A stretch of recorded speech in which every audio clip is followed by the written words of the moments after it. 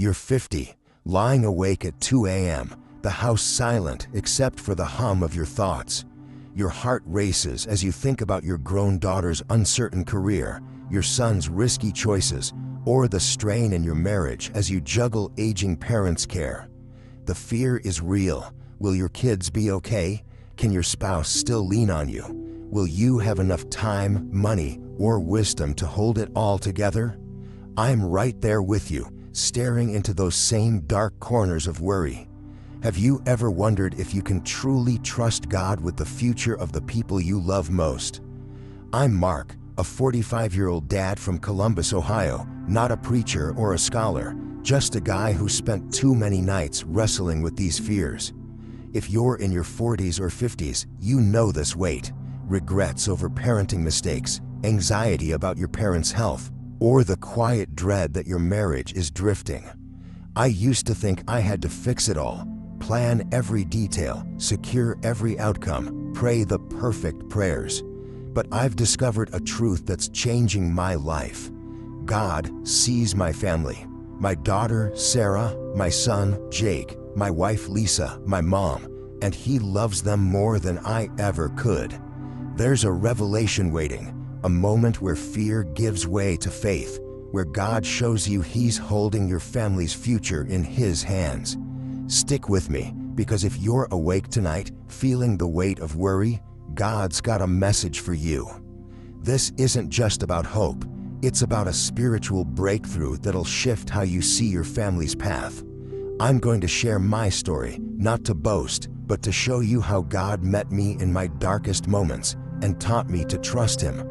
Whether you're doubting your parenting, fearing for your spouse, or aching for your parents, there's a way forward. And it starts with trust. What family worry keeps you up at night right now? Psalm 55:22.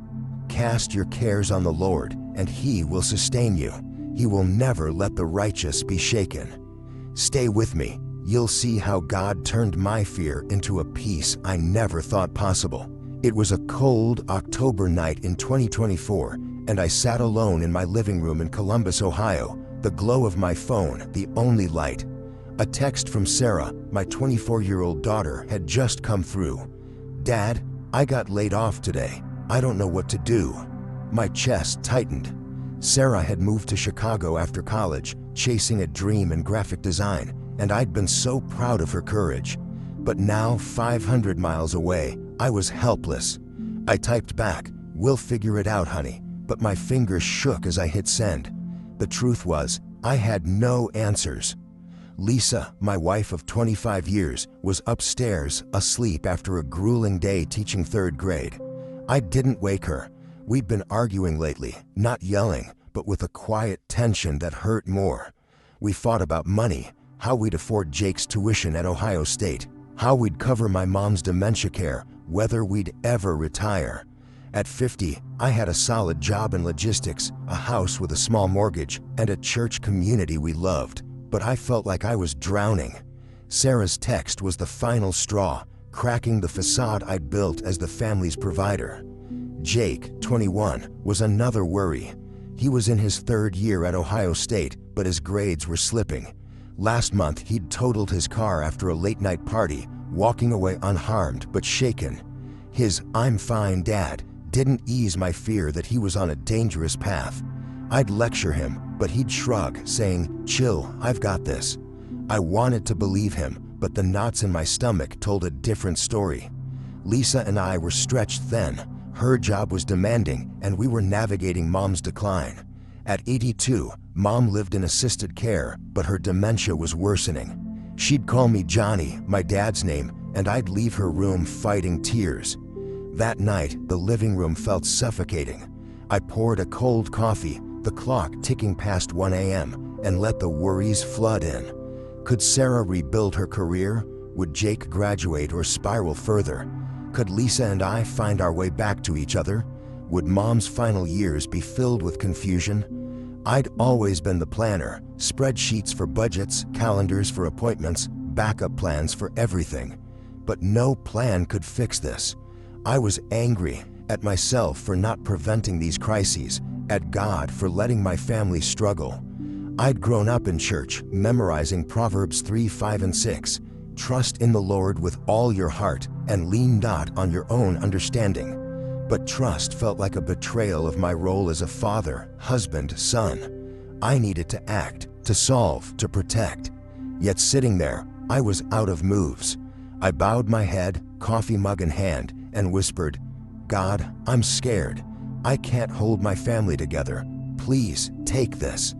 It was raw, messy, not the polished prayers of Sunday service. And in that silence, I felt something. A gentle nudge, not a voice, but a sense that God was near, whispering, "I see them. Trust me." It wasn't a solution, but a spark of hope, a hint that a revelation was on the horizon. When have you felt powerless over your family's future? Isaiah 41:10. So do not fear, for I am with you.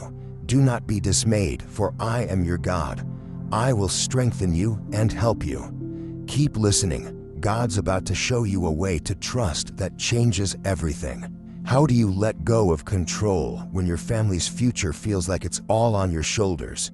That question haunted me after that living room prayer. If you're in your 40s or 50s, you know this struggle. Checking your phone for a text from a grown child, calculating how to afford a parent's care, or lying awake wondering if your marriage can weather another storm. What's keeping you from handing your family's future to God right now? Society tells us to take charge. Financial advisors push 401ks and emergency funds, parenting blogs demand boundaries for adult kids, and doctors urge health screenings for aging parents. I bought into it, thinking if I worked harder, saved more, or planned better, I could shield my family from harm. I'd stay up late, budgeting for Jake's tuition, researching dementia care for mom, sending Sarah job listings. But life didn't follow my scripts. Sarah's layoff, Jake's car accident, mom's memory loss, they blindsided me.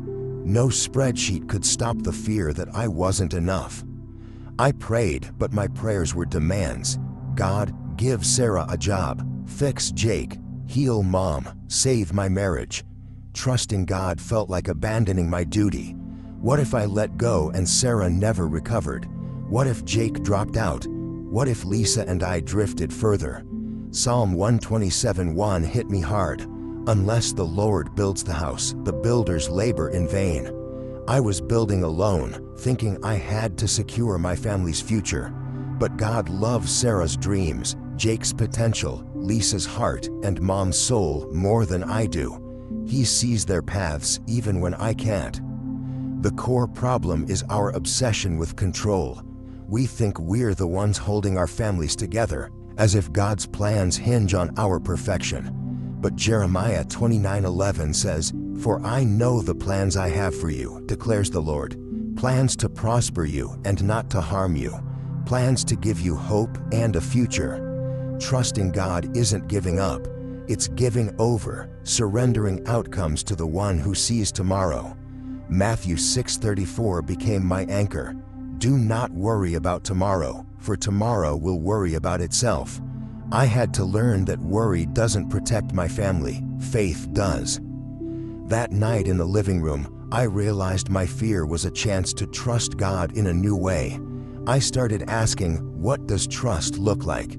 It wasn't about stopping my efforts, but aligning them with faith. I couldn't fix Sarah's career, but I could pray for her strength.